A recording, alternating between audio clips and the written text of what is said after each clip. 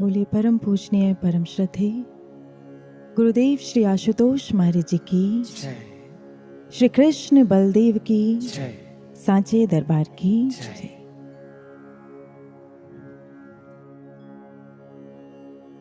भाइयों और बहनों,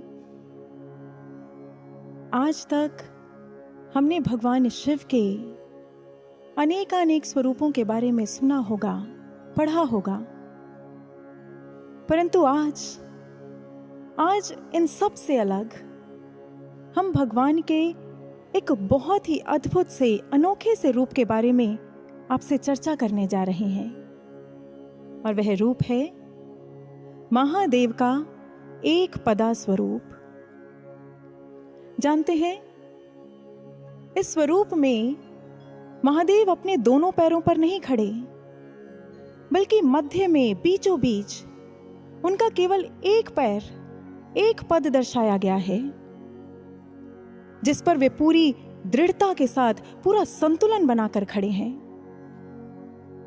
विद्वत व्याख्याकारों ने जब प्रभु के इस रूप को देखा, इस पर रिसर्च की, तो वे इसमें एनकोडेड डीप रहस्य को समझ गए और उन्होंने कहा that this single foot of Shiva is nothing but the pillar of universe।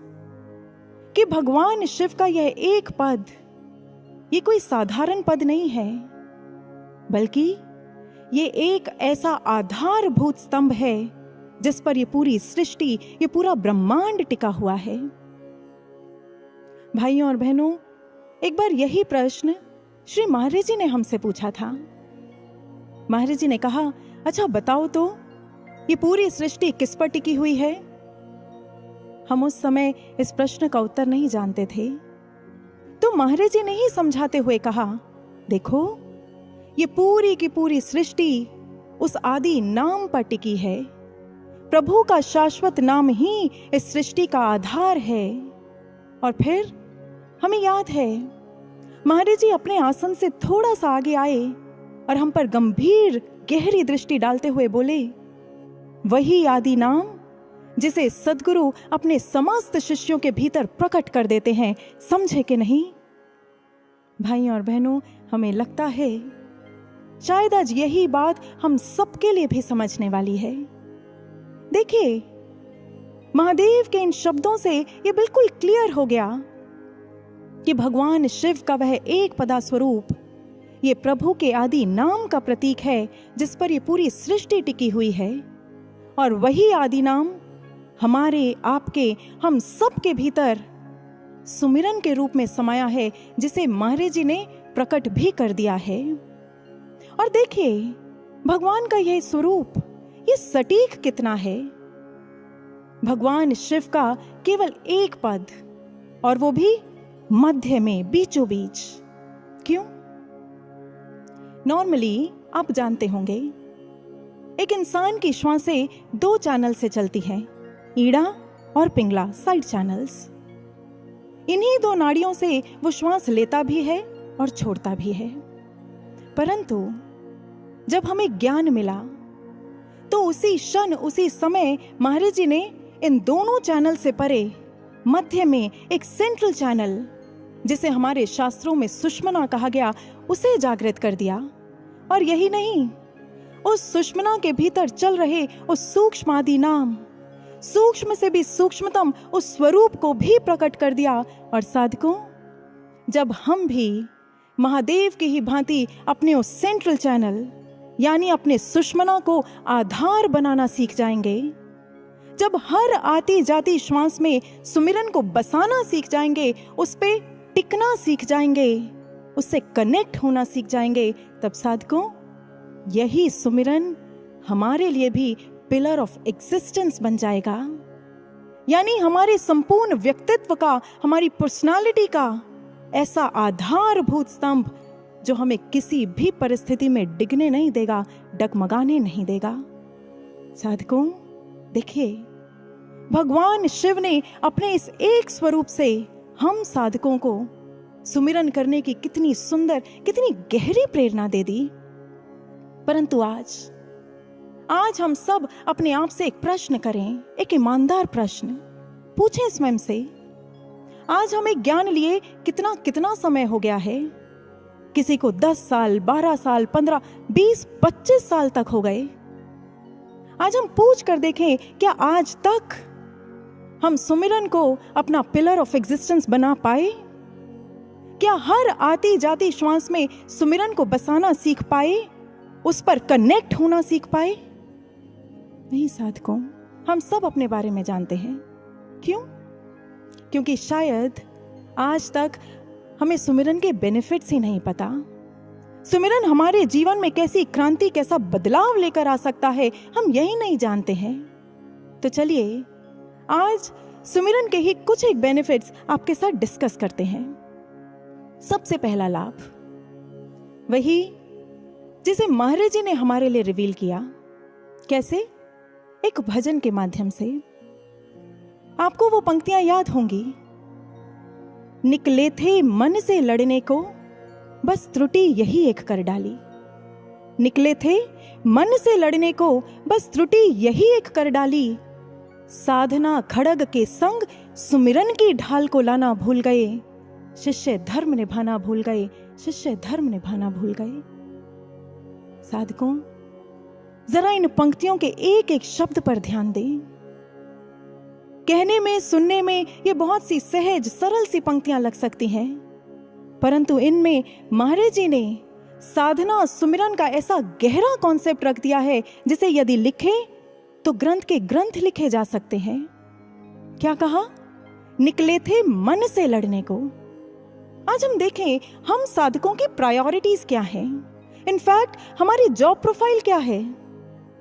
अपने मन में उठते हुए विकारों से लड़ना, कर्मों संस्कारों को खत्म करना, अपने मन में उठते हुए विकारों को खत्म करना, जन्मों जन्मों से जो कर्मों संस्कारों की मैल हमारे मन पर चढ़ चुकी है उसे धो देना, साफ कर देना, यही। और इसके लिए हमने साधन कौन सा चुना? साधना का। बहुत अच्छी बात है, परंतु क्या केवल और केवल साधना? महाराज जी ने कहा, त्रुटि यही एक कर डाली। यहां हमसे एक गलती हो रही है। कौन सी गलती?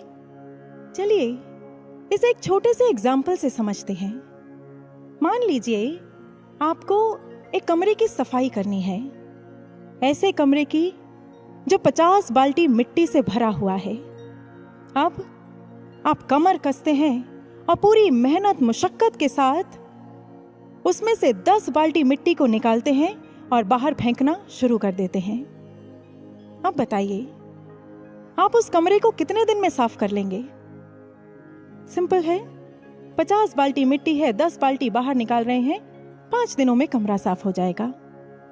परंतु साधकों, यहां एक और कंडीशन है कि उस कमरे की खिड़कियां दरवाजे सब खुले हैं और बाहर तेज, बहुत तेज आंधी चल रही है।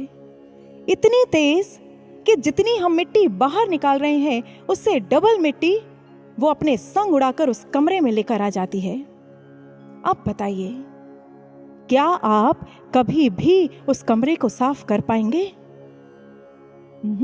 हो ही नहीं सकता। अब बिल्कुल इसी सिचुएशन को विज़ोवी अपने मन रूपी कमरे के साथ जोड़कर देखें। हम साधना करते हैं 2 घंटे, 2.5 घंटे, एट द मैक्स 4 से 6 घंटे। उस समय हम अपने मन रूपी कमरे से विकारों संस्कारों रूपी मिट्टी को निकालकर बाहर फेंक रहे होते हैं, अपने मन को साफ कर रहे होते हैं। पर बाकी के बचे हुए 18 से 20 घंटे, उनका क्या? वो तो हम संसार में, संसार के कार्यों में बिता रहे हैं। ना चाहते हुए भी उन पलों में हमारे मन पर कर्मों संस्कारों विकारों की मिट्टी चढ़ ही जाती है, हमारे मन को मैला कर ही देती है। और क्योंकि साधकों संसार में बिताए हुए घंटे हमेशा साधना के घंटों से ज्यादा ही होते हैं, इसलिए जितना साधना से हम अपने मन को साफ नहीं कर पाते, उससे कहीं अधिक संसार में मैला कर बैठते हैं, दूषित कर बैठते हैं। फिर क्या करें? सॉल्यूशन क्या है? कैसे अपना उत्थान करें? एक ही सॉल्यूशन जो महाराज जी ने दिया। महाराज जी ने कहा, साधना खड़ग के संग सुमिरन की ढाल को अपना लो।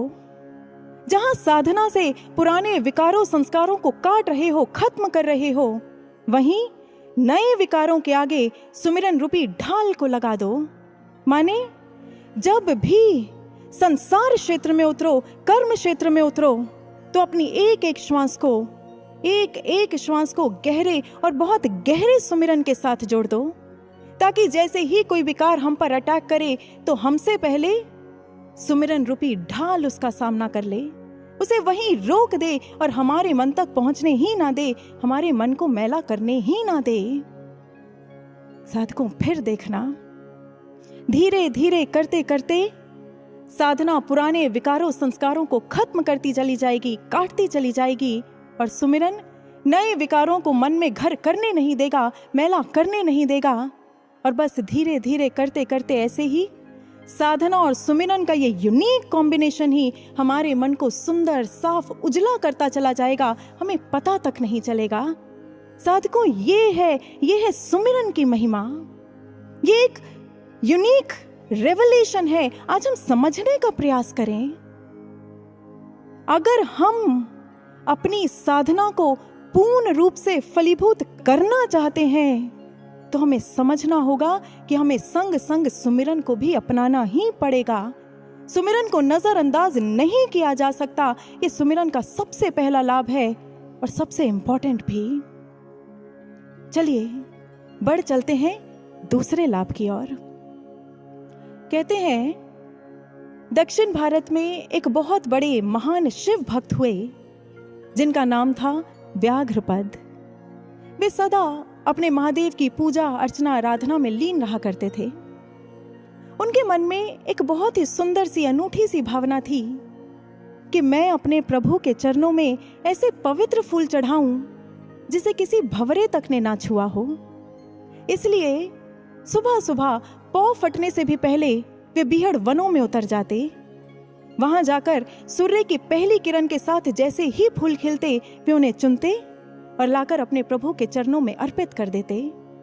यूं ही करते करते समय बीतता चला गया और फिर एक दिन आया जब महादेव उनकी इसी भावना से प्रसन्न हो गए। सजनों, दक्षिण भारत के ग्रंथ बताते हैं कि उस दिन महादेव चित्त सभा में प्रकट हुए। प्रभु ने आनंद से भरकर आनंद तांडव किया और अपने भक्त व्याघ्रपद को भी उसी शाश्वत आनंद में लीन कर दिया, सराबोर कर दिया।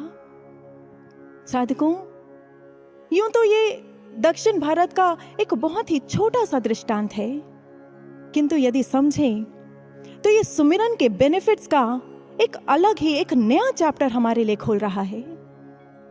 यहां पवित्र भंवरे से भी अनछुए फूल ये किसे सिंबलाइज करते हैं? ये प्रतीक है हमारी हर उस पवित्र श्वास के जो संसार और संसारिकता रूपी भंवरे से अनछुई है। अनन्यास चिंतयन्तो, जिसमें किसी अन्य का, अन्य व्यक्ति, अन्य वस्तु या अन्य किसी भी भावना का लेश मात्र भी चिंतन स्मरण ना हुआ हो। ऐसी पवित्र श्वास जो केवल और केवल अपने इष्ट, अपने सद्गुरु भगवान के सुमिरन से महक रही हो। साधकों, जब ऐसी श्वासों को हम अपने भगवान के चरणों में अर्पित करते हैं ना, तब होता है आनंद तांडव। कहां? चित्त सभा में। माने एक साधक के चित्त में, उसके हृदय में आनंद का सोता फूट पड़ता है। उसका अंतःकरण आनंद से लबालब भर उठता है। आपने स्वयं अनुभव किया होगा। जो साधक हमेशा सुमिरन साधना में लीन रहते हैं, उससे जुड़े रहते हैं, वे सदा आपको मुस्कुराते हुए, हंसते हुए मिलेंगे, प्रसन्न चित्त मिलेंगे। स्ट्रेस, डिप्रेशन, एंजाइटी क्या होता है ये उन्हें पता भी नहीं होता। यकीन मानिए, ऐसे साधकों को कभी भी ऐसी किसी भी पिल्स को लेने की जरूरत नहीं पड़ती है। इसलिए साधकों, एक बार आप सुमिरन से जुड़कर देखिए। आप देखना, सुमिरन सदा आपको भीतर से आनंद की फुहारों में भिगोता रहेगा। ये सुमिरन का लाभ है, उसका दूसरा लाभ। चलिए अब बढ़ चलते हैं तीसरे लाभ की ओर। और मुझे लगता है शायद ये लाभ हम साधकों ने कभी ना कभी अपने जीवन में जरूर अनुभव किया होगा, और वह है सुमिरन से रक्षा। रक्षा ना केवल हमारे तन की बल्कि हमारे प्राणों तक की। हमें याद है, हर होली जन्माष्टमी के कार्यक्रम के बाद सारे के सारे डांस के बच्चे इकट्ठे होकर महाराज जी के पास महाराज जी के दर्शनों के लिए आया करते थे। उस समय लगभग ऐसी कोई मीटिंग नहीं थी जब महाराज जी ने उनसे एक प्रश्न ना पूछा हो। महाराज जी उनसे पूछा करते, अच्छा बताओ तो तुम लोग सुमिरन करते हो कि नहीं? उस समय सारे बहन भाइयों के सिर झुक जाया करते थे। जानते हैं भाइयों और बहनों, तब महाराज जी समझाते हुए, ये यूं कहूं लगभग डांटते हुए कहा करते थे कि नहीं, सुमिरन करना है और जरूर करना है। जब भी घर से बाहर जाओ तो उससे पहले 5-10 मिनट पहले सुमिरन में बैठो और फिर घर से निकलो। जब तुम ट्रैवल कर रहे हो, कार्स में हो, मेट्रोज में हो, कैब्स में हो या अपने व्हीकल से जा रहे हो, जैसे भी, तो हर वक्त सुमिरन से जुड़े रहना है। जानते हो क्यों? महाराज जी एक पिता की तरह कहा करते। महाराज जी कहते, क्योंकि जब तुम लोग सुमिरन कर रहे होते हो तो वो ईश्वर, वो परमात्मा हर पल तुम्हारी रक्षा के लिए तैयार खड़ा रहता है। तुम्हारे इर्द गिर्द एक सुरक्षा का कवच बन जाता है, ऐसा कवच जिसकी काट किसी के पास नहीं, यहां तक कि यमराज के पास भी नहीं। साधकों, ये महाराज जी के शब्द हैं। और कैसी और किसकी एश्योरेंस चाहिए हमें? अभी कुछ दिनों पहले हम यम गीता पढ़ रहे थे और पढ़ते पढ़ते एक ऐसे श्लोक पर पहुंचे जहां महाराज जी के यही शब्द एक बार फिर से कानों में गूंज गए। जानते हैं, यम गीता में स्वयं यमराज अपने यमदूतों से कहते हैं कि जाओ यमदूतों, नीचे जाओ और उस फला फला व्यक्ति को हमारे पास ले आओ। उस व्यक्ति का धरती पर समय खत्म हो गया है, परंतु सुनो, यमराज कह रहे हैं स्वयं, सुनो, यदि वो व्यक्ति प्रभु का नाम ले रहा हो, यदि वो सुमिरन से जुड़ा हुआ हो, तो परिहारे, उसे उसी समय छोड़ देना, उसे हाथ तक मत लगाना, क्योंकि ऐसे भक्त, ऐसे शिष्य हमारी जुरिस्डिक्शन में नहीं आते हैं। कितनी कमाल की बात है। और इसका एक क्लासिक एग्जाम्पल आपको देते हैं भक्त मार्कंडे का। कभी उनकी लाइफ हिस्ट्री पढ़कर देखिएगा। भक्त मार्कंडे, उनकी जीवन रेखा में 16 साल भी नहीं लिखे थे, परंतु बचपन से उनके श्वासों में प्रभु के नाम का एक तार ऐसा सुमिरन बसा कि वे उससे कभी अलग ही नहीं हुए। और क्योंकि मार्कंडे प्रभु के नाम से, उनके सुमिरन से दूर नहीं हुए, इसलिए यमराज चाहकर भी, बहुत कोशिश कर भी उनके पास नहीं पहुंच पाए। और आज कहते हैं, इतने युग बीत जाने के बाद भी मार्कंडे यमराज की पहुंच से बहुत दूर हैं। साधकों, ये है सुमिरन की महिमा। वही सुमिरन जिसे महाराज जी ने हमारी, आपकी, हम सबकी श्वासों में प्रकट किया है। परंतु एक बार हम उसका लाभ तो उठाएं। एक बार हर आती जाती श्वास में उसका अभ्यास तो करें। एक बार ईमानदार, एक सच्ची कोशिश कर तो देखें। हम जानते हैं ये इतना आसान नहीं है। It's not a one day process. और हो सकता है आपके मन में भी ये प्रश्न आ रहा हो कि बहुत बार कोशिश करते हैं, इसकी शुरुआत भी करते हैं, परंतु ना जाने क्यों जैसे ही संसार में जाते हैं, संसार के कार्य शुरू करते हैं, हमें सुमिरन याद ही नहीं रहता, भूल जाते हैं, क्या करें?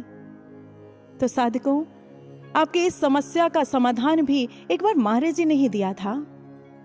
बहुत पुरानी बात है, जब महाराज जी दिल्ली के सेक्टर 3 रोहिणी आश्रम में रहा करते थे। हम बहुत छोटे थे। एक दिन महाराज जी अपने कक्ष में बैठे हमें संतों की कहानियां सुना रहे थे, और अचानक कहानी सुनाते सुनाते महाराज जी ने हमसे एक ऐसा प्रश्न किया जो शायद हम छोटे से बच्चों के लिए बहुत बड़ा था। महाराज जी ने पूछा, अच्छा बताओ तो, क्या इस समय तुम लोग सुमिरन कर रहे हो कि नहीं? हमें बड़ी हैरानी हुई। महाराज जी सुमिरन? पर महाराज जी सुमिरन तो साधना के समय करते हैं, अभी तो हम आपकी बात सुन रहे हैं, आपसे बात कर रहे हैं। महाराज जी मुस्कुरा दिए और फिर महाराज जी ने अपने ही अंदाज में कहा, पर हम तो इस वक्त तुमसे बात करते हुए भी सुमिरन कर रहे हैं। हमें कुछ समझ नहीं आया। इसलिए साधकों, उस दिन महाराज जी ने एक टीचर की तरह हमें समझाया था। महाराज जी ने कहा, देखो, सुमिरन एक ही दिन में जीवन का अंग नहीं बन जाता। इसका अभ्यास करना पड़ता है, बार बार अभ्यास करना पड़ता है। शुरुआत में जब तुम खाली बैठे हो, अकेले हो, कुछ कर नहीं रहे, तो सुमिरन से जुड़ जाया करो। जब तुम कुछ बोल नहीं रहे तो अमृत विज्ञान लगाया और सुमिरन से जुड़ गए। इसका अभ्यास करो, खूब डटकर अभ्यास करो। फिर देखना, एक दिन ऐसा आएगा जब तुम कोई इंटेलेक्चुअल काम कर रहे होंगे, तुम पढ़ाई कर रहे होंगे, ऑफिस वर्क कर रहे होंगे, तब भी सुमिरन तुम्हारी श्वासों में अपने आप चलता रहेगा। फिर एक दिन ऐसा भी आएगा जब तुम कुछ बोल रहे होंगे, लोगों से घिरे होंगे, मीटिंग्स, फंक्शंस अटेंड कर रहे होंगे, तब भी सुमिरन की लड़ी तुम्हारी श्वासों में बनी ही रहेगी। परंतु शुरुआत में कॉन्शियसली तुम्हें इसका अभ्यास करना पड़ेगा, प्रयास करना पड़ेगा। साधकों, ये महाराज जी की गाइडलाइंस हैं। ये महाराज जी के शब्द हैं जो सिर्फ हमारे लिए नहीं, हम सबके लिए महाराज जी ने गाइडलाइंस दी थी। इसलिए एक बार अभ्यास करने का प्रयास तो करें। संत तुकाराम जी, वे तो अपने शिष्यों को समझाते हुए कहा करते थे, अरे यदि हर रोज चुटकी भर विष खाया जाए तो शरीर उसे भी पचाने का अभ्यस्त हो जाता है, तो फिर यदि सुमिरन करने का अभ्यास करेंगे तो इसकी आदत क्यों नहीं पड़ेगी? साधकों, पड़ेगी और अवश्य पड़ेगी, परंतु थोड़ा सा हमें प्रयास करना होगा। जरूरत पड़े तो कुछ प्रैक्टिकल टिप्स को अपना लें। ज्यादा से ज्यादा ज्ञान मुद्रा बनाकर रखें, ज्यादा से ज्यादा अमृत विज्ञान लगाकर रखें। आप खुद देखेंगे आपका ध्यान अपने आप सुमिरन की ओर खिंचा चला जाएगा। माताएं बहनें जब खाना बना रही हैं, रोटी बना रही हैं, सब्जी काट रही हैं, उस वक्त सुमिरन का प्रयास करें। भाई लोग जब ट्रैवल कर रहे हैं, ड्राइव कर रहे हैं, ऐसे में अपने अपने दिन भर के अलग अलग क्षण आप बांट सकते हैं, खुद कर सकते हैं। हो सके तो अपने मोबाइल फोन्स पर अलार्म सेट कर लें। जब यही रिमाइंडर्स बार बार हमारे दिलो दिमाग पर दस्तक देंगे तो साधकों, हमें सुमिरन की आदत पड़ेगी और जरूर पड़ेगी। और फिर हमें पता भी नहीं चलेगा कि इस पथ पर हमारा कितना और कैसा निर्माण हो गया, हमारा कितना उत्थान हो गया।